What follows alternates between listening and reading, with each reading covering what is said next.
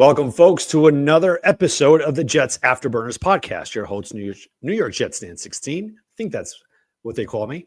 So just want to let you guys know right now that we're doing a little something different here. We are doing a different series. Now, this series is about NFL fans on how they can cope with not having football on anymore until August.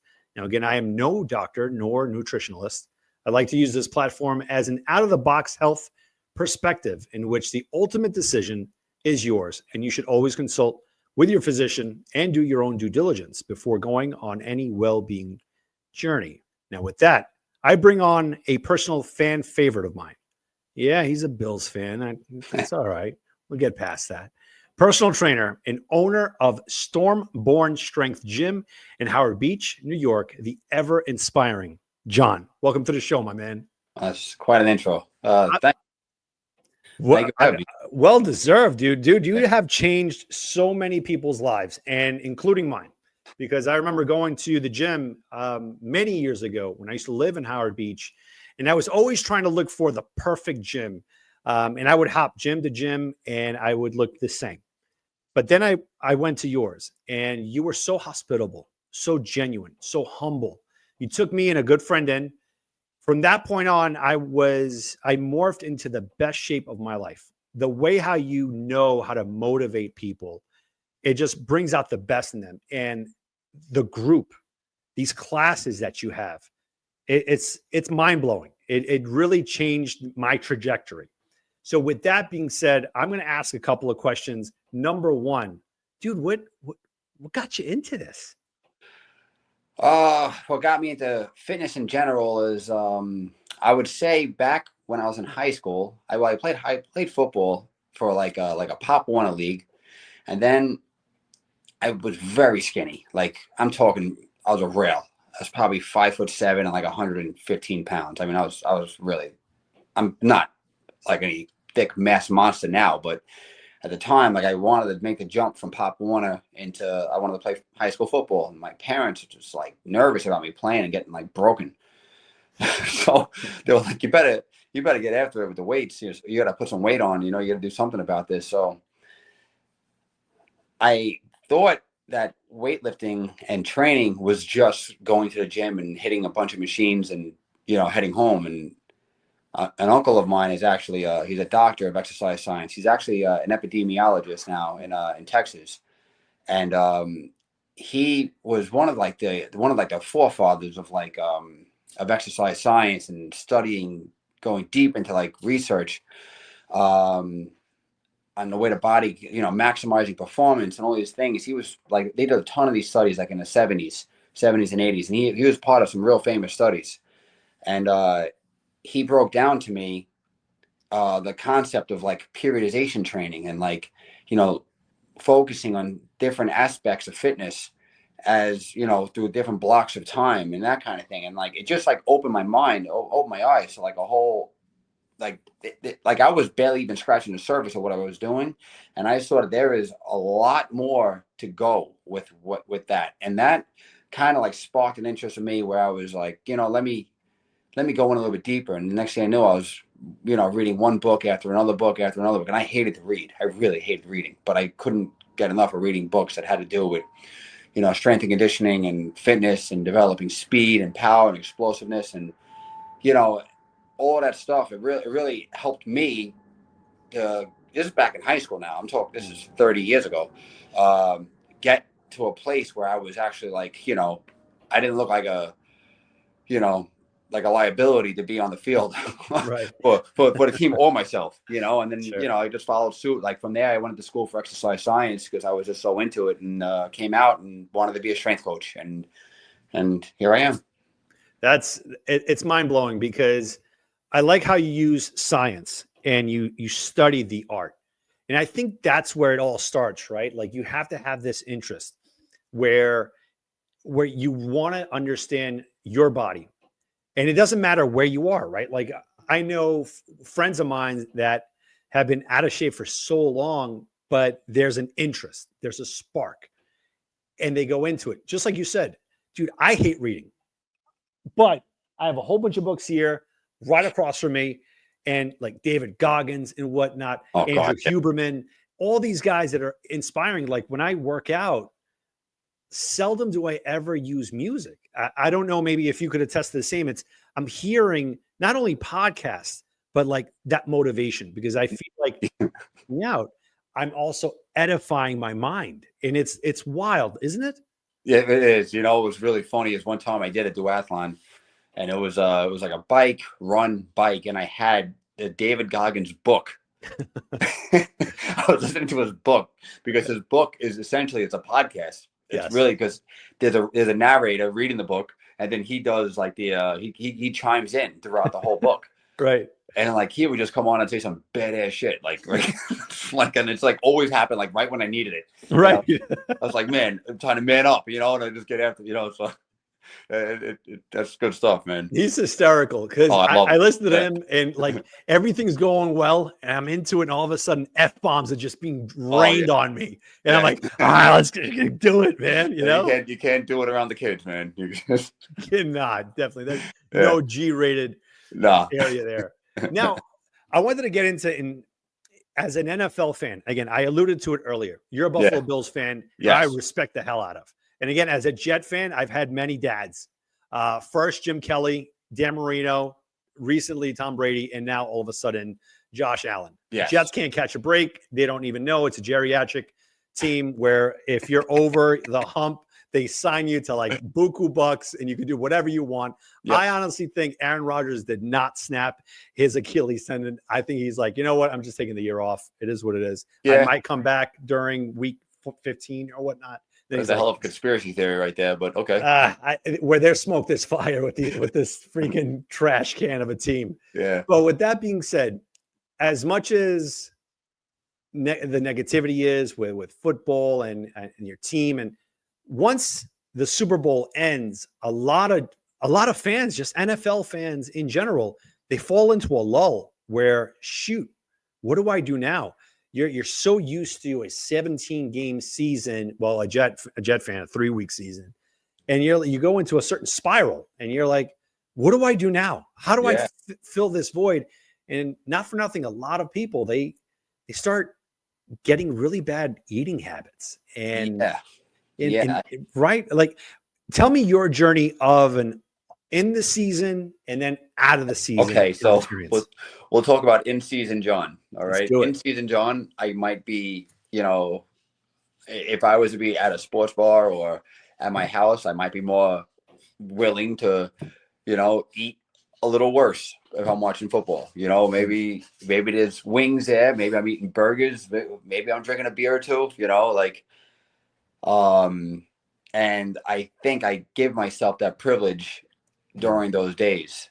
So the way my mindset is that at the end of football season, I already consider the season's already over to me. Like, you know, once this whole Super Bowl thing isn't really part of the season. This is a spectacle, right? Especially if my team's not in it. I don't really care. Now I can treat it as like a cleansing from like the last game of the season. After that last game of the season, I'm done. Like I'm done with like just giving myself that privilege, having those little cheats here and there. You know, like just having a sloppy Sunday, like it's just not going to happen anymore, you know, and I'm going to just hold on to that.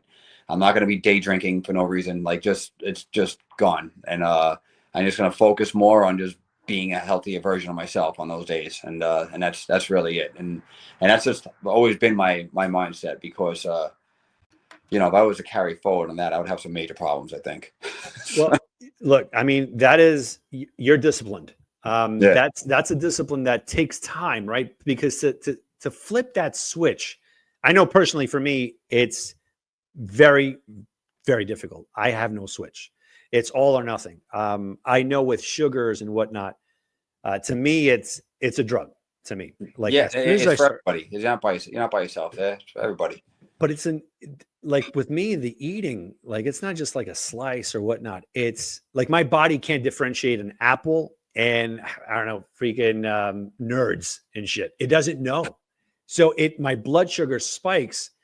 And now I have to revert to, like you said, at the end of the season, what can I do? Like, this is the lightest I've been in over probably 20 years. Normally every year heading into January, I'm roughly 240, 245, way over. This year I clocked in at 215. Now I'm at 207, still trying my best to get that mentality. Yeah. But how do you, like, I really want to dive into your mind right now, because how do you flip that switch? How do you have that, all right, in season, out of season? Because All for right. me, Well, it's in so season, tough. think about like in season, I'm going to be sitting in front of a TV or multiple TVs watching games. It's just a convenience, and like, the setting that you put yourself in, or that I'd put myself in, kind of is conducive to that kind of, sloppy-ish or off track lifestyle, I guess, but like when the season's over, I'm no longer sitting in front of a TV for, think about it. If you were to sit there from watch the 1 o'clock games, the 4 o'clock games, and then the evening, you could be sitting there for 12 hours. And if you're gonna do a London game too, you gotta Oh, you I got hate you the got London game. 14-15 hour day in front of you. Yes, And there's a 100%. lot of bad decisions happening during that time. So and especially if you're with a bunch of other guys or something, forget it. It's gonna be your willpower is gonna be tested to the max. It's like you are really not headed in a good direction, as far as your health anyway. Might be having a great time, but your health is going to take a major hit. I just kind of get away from it, man. I try to just one thing I do when the season's over, I just shut off football. I just shut it off. I don't even know what's going on. Like, I heard some kind of rumbling of the Bills are interested in Myles Garrett or something. I'm not even like looking into this. I'm not even like, I just heard it, and one random day, they could have gotten him by now, and I wouldn't even know.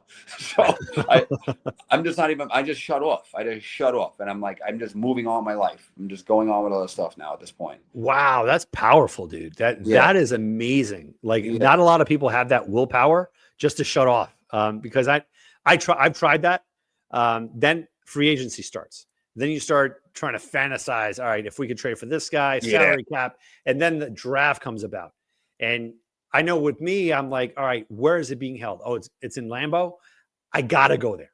I want to go there. I want to hang out with people, but same thing. It's like, if I go there, I know beers are popping, the buffalo wings, this and that. Yeah. But what I wanted to ask was, so now you're in off season. Yes. What are the regimens, that the guidelines, that discipline where you follow and you're like, all right, this is what I'm going to be doing way differently than in season, in order for me to follow this trajectory, so I could be, again, cut as possible, or because you're setting the example, right? Because you're the trainer. Yeah. So how about an early morning workout on Monday? All right. That'll keep your Sunday in check. Okay. All right. That's a good way to start. Try to do the intermittent fasting thing, try to get 5 days a weekend where you're getting 16 hours. I don't want to, you want me to give you all of my things that I do? Like everything, bro. I kind of do everything all season long. I just have a bad eating habit on Sundays, typically. Not all the time, but most Sundays I'm more likely to have, like go off a little bit. So I keep a really clean diet. So my when I say a clean diet, I base my whole diet around whole foods. So I try to stay away from anything that's really processed. So any foods that I eat are going to mostly be from the earth, whether it's meat or vegetables or fruit, nuts, seeds, that kind of thing. I kind of try to stay away from grains the best I can, and artificial sweeteners. If I do have a sweetener, it would be more like a raw honey, organic honey, organic maple syrup, maybe. Organic coffee, black. I do have certain things that I do that are like healthy alternatives to what I would normally do, like what a normal person might have. Like I do an egg yolk coffee, right? So how's that? All right, check this out. So you make your coffee. Okay. Take an egg, drop just the yolk in, throw the white out. You drop in. I do it with I get the unflavored collagen. I'll drop a scoop of that in it with cinnamon, and I would put a organic maple syrup, like a teaspoon, and blend it. Now the coffee has to be hot, right? Now when it comes out like a huge thing of foam. Let it sit for like 2 minutes, and it separates, and it looks just like a cappuccino. Wow. Especially if you put the cinnamon on the top and everything. Dude, it is everything you want in like a really good coffee drink, and it tastes amazing. It's out of this world. Yeah, out of this world. That reminds me of the bullet coffee. I'm pretty sure that you're privy to that, right? Like Yeah, coconut oil. Yeah, this tastes 100 times better than that. Really? Yeah, I'm gonna try that out. Try that. Yeah, egg yolk.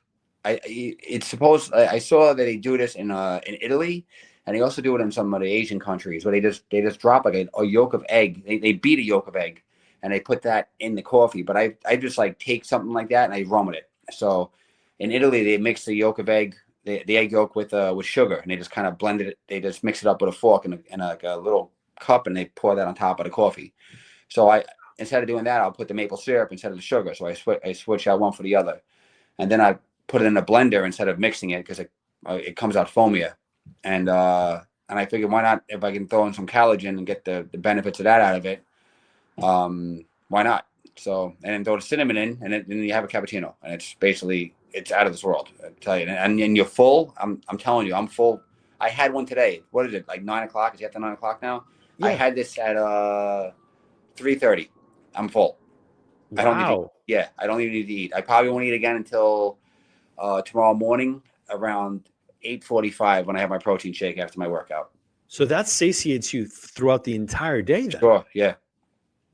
Again, it's like the more I read about this, the higher the fat content, the more you feel full. Yes. Right? Like getting in tune with your mind and your body, your microbiome is to fast, right? Like again, what I'm about to say, I'm not demonizing if people need to do these kind of, I call it extremes. Again, gastric bypass, Ozempic, Wegovy. After studying that, the main thing that I've learned was that people stopped eating. They stopped eating and they started fasting more, right? So I'm like, all right, so why go towards those drastic measures? And I get it, everyone's different, but the main bulk of it is the fast, is allowing your body to either cleanse itself and also utilize the calories that you already have for fuel into that ketosis level, right? And I think that's what that egg yolk is doing to you, right?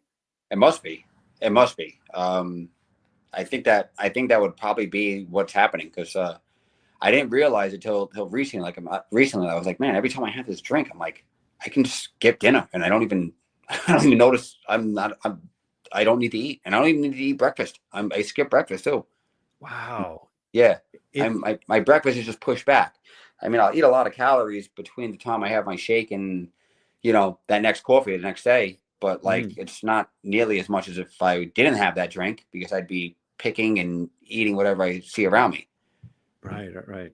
Yeah. I'm kind of going through something similar. Like right now, I've been on the carnivore diet, right? Oh, I love it. Love it, man. Love it. Wow. Yeah. Like, again, I came across it through Jordan Peterson. He was on Joe Rogan.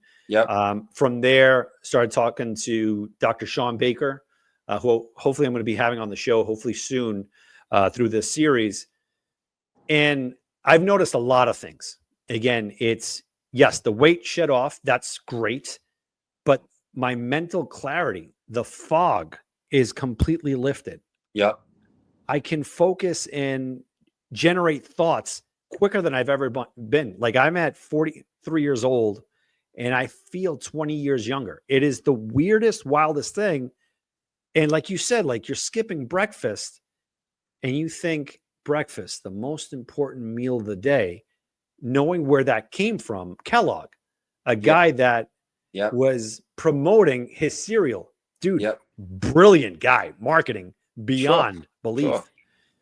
But getting to that point, right? Like where you're at, like, all right, it's morning. I'm not hungry. Like making that conscious decision. That's where I wanted to pick your brain.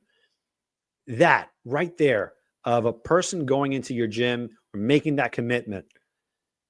How do you get that, or how do you instill that into them to say, all right, it's time, it's go time? Well, like you gotta first feel feel people out and understand like, are they serious or not? Because some people think they're serious until you start throwing ideas at them and you realize like they're like, whoa, I'm not doing any of this. Like, Right. like this is way too much for me, So you got to like kind of feel them out a little bit, and if they're interested in this, and then you see the result. The result speaks for itself with this kind of thing. And the people that want to go forward, I mean, it makes a huge difference. But yeah, it's not me. It's them. It's them if they actually want to do it. If they want to do it, I have the information to help them do it. It's the challenge, right? Like Yeah. that's the beauty of this whole thing. And especially how you conduct your classes in your gym. There's that motivation of seeing the person next to you giving everything that they have. Because I remember going to your classes, and when I first started out, I was very timid. Like, shoot, I don't know if I could keep up. But the camaraderie was so like intense, but in a harmonious way. Yeah. Where when you used to pair all of us up, I'm looking at the person across from me, never met them ever, but we had that link. All right, we're doing, let's say 10 burpees a pop, and we're doing it for this amount of time. Dude, you got hit. What is it? HITT down before anybody else got it. Right. Remember what is it called? High intensity interval training. Yeah. Man, it was like I would leave the gym and I would feel high, like, but in a great high. Like, whoa, dude, this is great. Yeah. Like my wife would be like, dude, you look amazing. Yeah. And I gotta give you thanks on that. And I'm pretty sure that the people that come through your doors feel the same way. And that's like my next question is that how is it where you've seen so many testimonials? Yeah. Like the spectrum, I wanted to ask you, like, how do you see them growing? Like, do you see like do they have a logbook or something that you could delve into? Do you think cut off a little bit, but you're asking how do I see their how do progress. I see progress? Yes. A number of ways. Like I can just tell you, like I have 2 women that have been coming to my gym, and one was always kind of like half in, half out, and never really wanted to push that hard. And then I have another woman she came in kind of motivated, and they kind of linked, right? They became gym buddies basically, and now they come in a half hour before class, and they get a run in before class even starts, which is really cool because that's like that in itself, that's progress, is the fact that they're willing to put in that extra work now, because that little bit of extra work is going to make a big difference down the line if they keep this up, which they have been keeping it up. And they complain a whole lot less. So that's a big deal too, It's like there's a lot of women that like they'll come in and it's like, all you guys too, they're gonna complain about the workout and God, this is crazy, They just kind of come in and tackle it now, So to me, that's progress, like they're actually learning to enjoy the process, I guess. That's the big one, right? Like in order to go through this journey, you have to really enjoy it. You have to be all into it. But sometimes there's a certain peak, right? Where you go on the scale and it just stays stagnant there. And a lot of people get turned off because I remember I'm on there. I'm like, all right, dude, I've been 220 for like 3 weeks. I need to change this up. Or you lose that motivation. You're like, you know what? It's really not working out. How do you break through that? I don't like to focus on the scale. I think that comes over time. The scale can be a lot of things can affect it, like your water weight, the water you're carrying that day. For women, it could be like a hormonal thing. It could be so many different things. And you're better off not obsessing over the scale. Like you just, if you want to obsess over something, obsess over your waistline, like just obsess over that, get that smaller, and obsess over improving your ability to move, obsess over, hitting heavier, being stronger, obsess over running a mile faster, obsess over that stuff. And by obsessing over the other things, the scale will just follow along, obsess over eating better. Yeah, don't obsess over just the number. That number will drive you. It'll drive you to failure. It'll drive you to quitting. Like it's just there's better things to obsess over than that. And that's just the way I see it. And I know some people have to look at the scale. They have to, and it's just I just feel like you have a very low ceiling of how much you're going to improve before you get discouraged. And it's just not the way to do it. It's about like just fixing your lifestyle in general, and everything will work itself out. Now we're nearing towards the end, and I wanted to ask, what is the spark for anyone watching, listening, or whatnot? I know once football season ends, there's a fork in the road. Go left, continue on this horrible route. And just like you alluded to before, you have this Sunday in, Sunday out of just bad eating habits. And you continue this road because your body's so used to it. And you're like, all right, you know what? I just have to fill that void. Or just go the complete opposite way in changing your life, changing your nutrition, the way how your body looks. In the same way you place 17 weeks into the season, placing 17 weeks into your own life. But what does it take to make that change? Oh, I think, listen, I mean, you kind of just said it there, but I think you have to want to do that. Mm-hmm. Like if you don't, if it's not something that you want to do, it's clear. It's just not going to happen. You have to want that to happen. You have to own it. You have to be accountable. You got to hold yourself accountable. And I wish I had something really inspirational to say right now, but that's really what it comes down to. It's like, it's black and white. Dude, like get, like if it's what you want, go get it. Like you can't, it's not going to just happen for you. You have to go do it.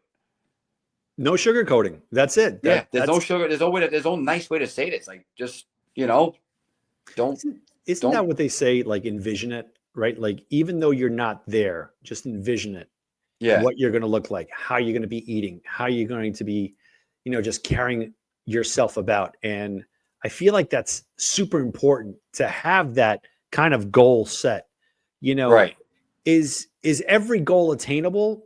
I don't know, but at least one step in the right direction. Yeah. It might make it. Give yourself a small goal. Go 2 weeks without, having, without eating. I got to go one. How about this? Mm-hmm. This is something I like to I like to look at it. When I have a cheat meal, I consider that a loss. I'm taking an L, right? If I miss a day, I miss a workout in the day, I consider that a loss. I will never, ever let it happen where I have 2 losses in a row. So I will never stack losses, ever. So like if I have a bad meal, I am back on track. The next day, I'm back at it like hard. And that's just the way I'm wired. I'm just not going to let that happen. I'm going to force myself to stay on a good path. Mm-hmm.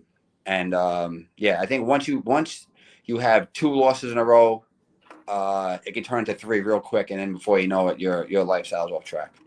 So I love that. Like, it's all about wiring. And so for some people, it's rewiring. I mean, so many of us had to go through that. That's the right way to look at it. You got to rewire. Some people just have to rewire. Right. I mean, I've seen, again, so many documentaries online where people are so overweight and they made that step and it was just incremental gains and victories, just like you're saying. Yeah. And they get there. It takes time. Yeah. But it also is. You got a lot of undoing to do. You have to start the process though. You just have to start the process. You have so much undoing. Like you did so many years of poor decisions. Now we got to like wind that back. You got to work back against it. So it's going to be against your nature and what you're comfortable with, but you have to kind of go against it and you have to be uncomfortable. Right. What's the I'm saying uncomfortable every again? time I work out. I am uncomfortable, and I work out for a living. I work out all the time. I am Right. uncomfortable every single time. You know, it's not like I go there like, yeah, I love this. I don't love it. I know I'm going to be really uncomfortable, and I'm going to absolutely hate certain moments of that. But at the end, I feel great, and I feel like I got to win, and that's worth it. Dude, you nailed it. It's what's the saying? Get comfortable with being uncomfortable. Right? Yeah, that's and, it. and you go into the right way, man. John, listen, man, I just got to say, big ups, dude. Thank you so much for just taking some time out. You are a freaking busy man. Just to give us 30 minutes of your time speaks volumes of your character, man. Listen, for the people that are listening right now and watching, how can they connect with you? How can they find your gym? And, just life-changing. Yeah, thanks, Dan. I mean, you can find me on Instagram at Stormborn Strength. You can also follow me on Facebook. I have a same name, Stormborn Strength, there as well. And that's pretty much it. I'm located right in Howard Beach in South Queens. I'm going to leave your link at the description below. So guys, don't hesitate. Give John a follow. And if you want to take that next step, hit John up, man. It is spectacular. It's a great trajectory to change your life. John, thank you so much, brother. All right, Dan, you're the man, bro. Be safe, man. Later. Be good. Quarterback, Ken O'Brien of California Davis. Just 14 that first time, now going long. They got a wide open man, and he makes the catch. It's Braylon Edwards picking off. Braylon Edwards will take it home for the touchdown. 80. First down in San Diego territory at the 47-yard line. Big draw.